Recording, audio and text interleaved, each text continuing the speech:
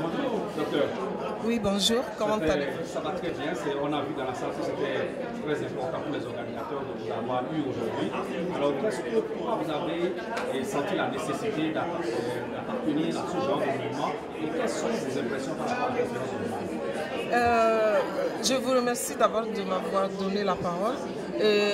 En ce qui me concerne, j'ai commencé par une sorte de plainte des citoyens maliens ayant eu à parcourir des distances très longues pour arriver à la maternité pour faire des accouchements. Et avant l'accouchement ou bien durant l'accouchement ou bien après, il y avait eu des complications qui ont parfois coûté la vie à certaines de nos compatriotes. Donc moi j'ai dit, ce que je peux faire, c'est d'amener leur plainte au niveau de mes amis, et mon mari en ce moment-là était le représentant permanent du Mali à New York. Et de ce point de vue-là, on a commencé à s'organiser entre amis, faire quelque chose pour le village. Et ça, c'était la naissance de la fondation de AIM, ça veut dire Active Intervention for Mothers, ou bien l'abréviation c'est AIM. Et c'était pour promouvoir la santé de la mère et de l'enfant. Et d'autre part, c'était pour diminuer ou bien, si vous voulez, réduire le nombre du taux de la mortalité maternelle. Ça, c'était notre point de vue et on a pu construire un hôpital dans un cercle rural au Mali, ça veut dire au cercle de Sibi. Et on a eu de l'équipement des amis américains et nous sommes en train de faire des campagnes de visite gratuites. Alors, est-ce qu'il y a des résolutions qui promettent par rapport au règlement des situations que vivent les femmes actuellement? Oui, moi j'avais une opinion un peu spéciale, ça veut dire on ne peut pas appeler à l'autonomisation de la femme avant de libérer la femme de tout obstacle et de tout poids qui pèse sur sa santé et sur son bien-être.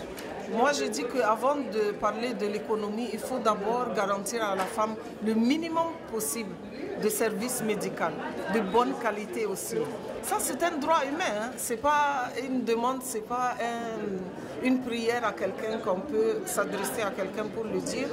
Je crois que c'est à 100% un droit humain et il faut que nous, les gens qui ont eu l'habitude de parler des femmes et on a été leur voix, on doit se battre pour que les femmes aient ce droit-là partout en Afrique. Il n'y a pas dans le monde un taux de mortalité maternelle aussi élevé que l'Afrique et surtout l'Afrique subsaharienne. Et comme l'a mentionné cette leader du Cameroun, que ce sont des femmes et qui font en sorte que les femmes sont maintenues sur la domination, qu'est-ce que vous avez à dire par rapport à ça? Je dirais que je ne suis pas étonnée parce que notre invitée d'aujourd'hui, qui est venue du Cameroun, elle s'appelle Christine Boukouti. Christine Boukouti, elle a demandé à ce qu'on intègre les femmes veuves dans l'appel à l'autonomisation de la femme, que les femmes veuves soient une partie de ça. Comment? En les libérant de cultures qui n'ont pas de base et qui n'ont pas de logique et qui sont une pure injustice à la femme. Moi, je joins ma voix à sa voix et j'étais convaincue qu'elle a eu le courage de venir le dire. Parfois, on n'a même pas le courage de s'exprimer parce qu'on a peur qu'on soit collé une étiquette, qu'on est contre la culture de son pays. Elle l'a dit, nous allons amener sa voix jusqu'au niveau de l'ECOSOC. Alors, docteur, présentez-vous pour qu'on puisse savoir de façon globale qu'est-ce que vous faites et quelle organisation vous représentez. D'accord, moi mon nom c'est Amal Keïta, je suis Madame Dao Amal Keïta et je suis médecin. J'ai commencé ma vie clinique par étant médecin chirurgien. J'ai travaillé en France à la clinique Marly, à la Marly-le-Roi. Et ça, c'est à quelques 17 km de Paris. Et puis après ça, j'étais affectée au Mali dans plusieurs niveaux de vie clinique. Jusqu'à la crise de l'Ebola, le premier ministre malien, en ce moment, c'était M. Mara.